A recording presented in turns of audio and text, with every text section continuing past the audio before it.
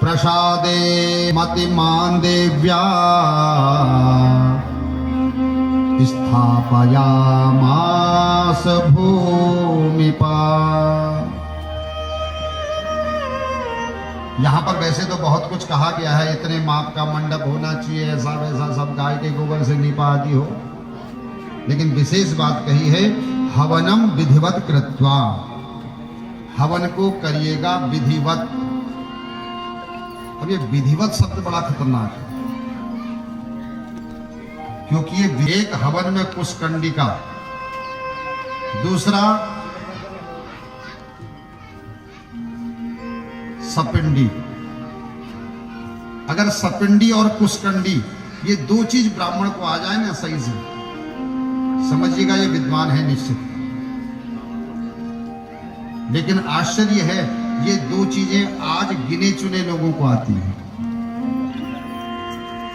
अंगुली में गिने चुने लोगों को। क्योंकि जो कुशकंडी होती है ना, उसमें जो कर्म कराना है बहुत बारीक है, छोटे छोटे चीजें हैं, लेकिन ये हर किसी के बस का रोग नहीं है। बात अलग है, करते सब है, किसी ने उल्टा करा, किसी ने छोड़ा, ठीक है, जो चल रहा चलने। इसलिए कह रही है।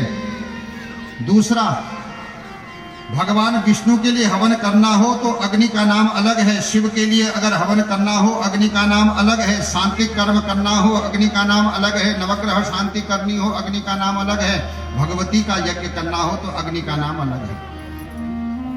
अब आज तो सारे यज्ञों के लिए एक ही अग्नि का आह्वान करते हैं हम लोग, पुष्टिवर्धन नाम अग्नि, खत्म कहानी। दूसरी अग्नि पता ही नहीं है।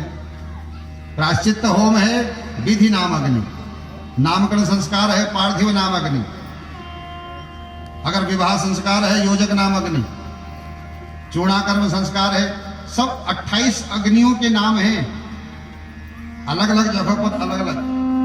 और भगवती का अगर यज्ञ हो रहा है, सतनाम पुष्टिवरद नाम अग्ने नमः,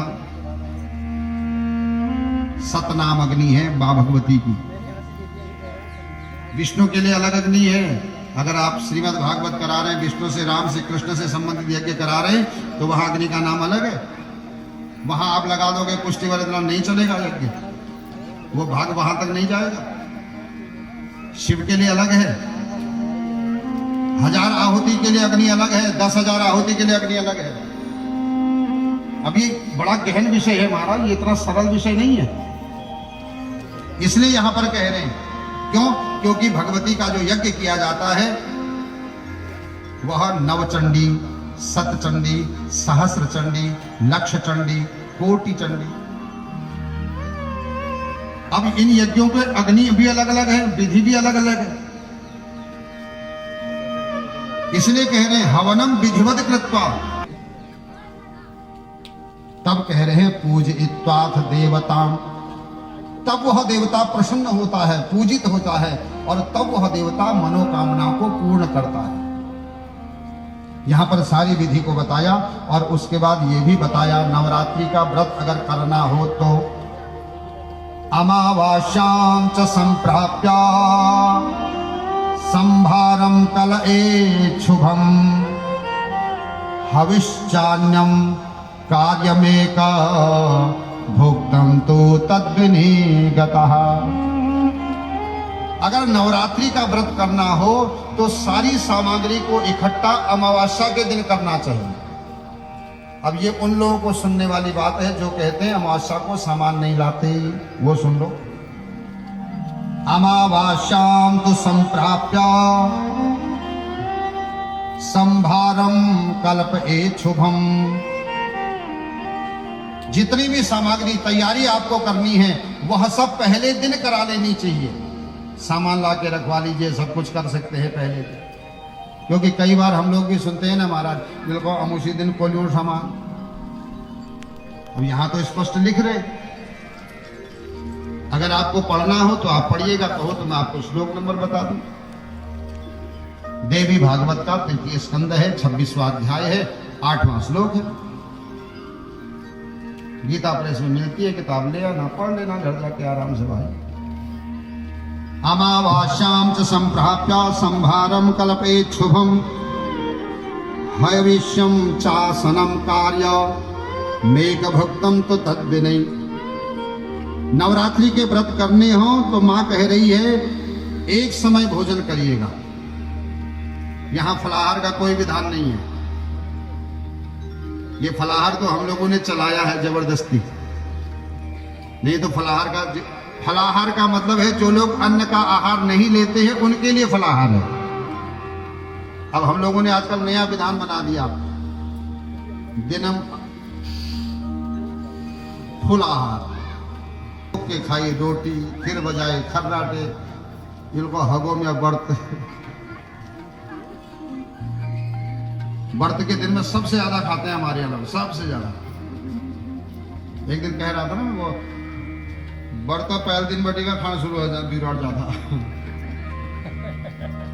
क्योंकि देवी कहती है इनका बहुत व्रत से इनका ए रोट आए खंडे इनका ए नाथ भी दे भू व्रत से में। हमारे यहाँ तो व्रत की बड़ी हालत खराब है हमारा। हविष्यान्नम चासनम, एक समय हविष्यान्न अन्न का भोजन करें। इसमें कुछ लोग फलाहार भी करते हैं, कुछ लोग खाली लौंग लेकर के भी रहते हैं 9 दिन, कुछ लोग खाली पानी पी के भी रहते हैं 9 दिन। लेकिन मां कह रही है कलयुग में अन्न में प्राण रहता है। हर युग में प्राण अलग अलग स्थानों पर है, लेकिन कलयुग का जो प्राण है वो अन्न है। अन्नम ब्रह्मा रसो विष्णु भोक्ता देवो महेश्वर।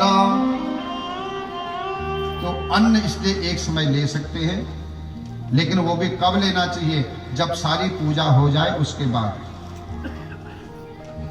उसके बाद कहा रात्रि में अगर हो सके 9 दिन तो नहीं, लेकिन एक दिन अवश्य ही जागरण करना चाहिए।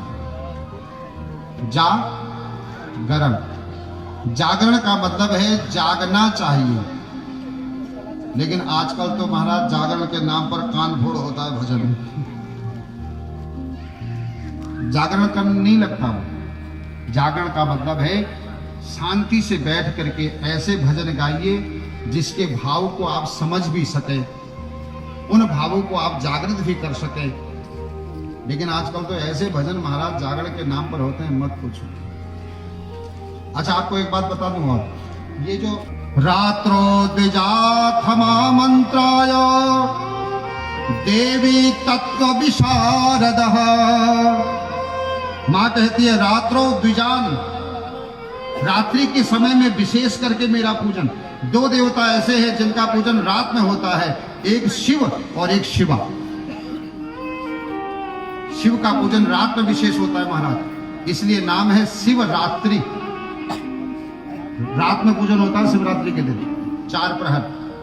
और दूसरी है भगवती नवरात्रि, यहां शब्द ही रात्रि जोड़ दिया गया। इसलिए महापूजा जब होती है ना, अष्टमी की रात में होती है, काल रात्रि की पूजा शाम को होती है। ये जो 9 देवियां हैं ना, ये 9 देवियों की पूजा करने से अलग अलग फल है। ये मैं कल विस्तार से आपको बताऊंगा। शैलपुत्री के पूजन से क्या मिलता है, क्या कमी जीवन में अगर है तो शैलपुत्री की पूजा करो। अगर ये चाहिए तो ब्रह्मचारिणी की पूजा करो। ये 9 देवियों की पूजा का अलग अलग फल है और अलग अलग नैवेद्य है 9 देवियों को। ये सारी चीजें समझने वाली हैं ताकि हम फिर वैसा ही करें, ताकि हमारे जीवन से वो कमी दूर हो जाए। यहां पर कहा कुमारिका तुया सा प्रोक्ता द्वितीया वर्ष भवेद विदः त्रिमूर्तिश्च त्रिवर्षा च कल्याणी च चतुर्थिका रोहिणी पंचवर्षा च षड्वर्षा कालिका स्मृता चंडिका सप्तवर्षात् अष्टवर्गा च सोहिणी। यहाँ पर 9 कन्याओं का जिक्र है। 9 कन्याओं का पूजन कैसे कैसे करना चाहिए, इनके नाम क्या क्या हैं।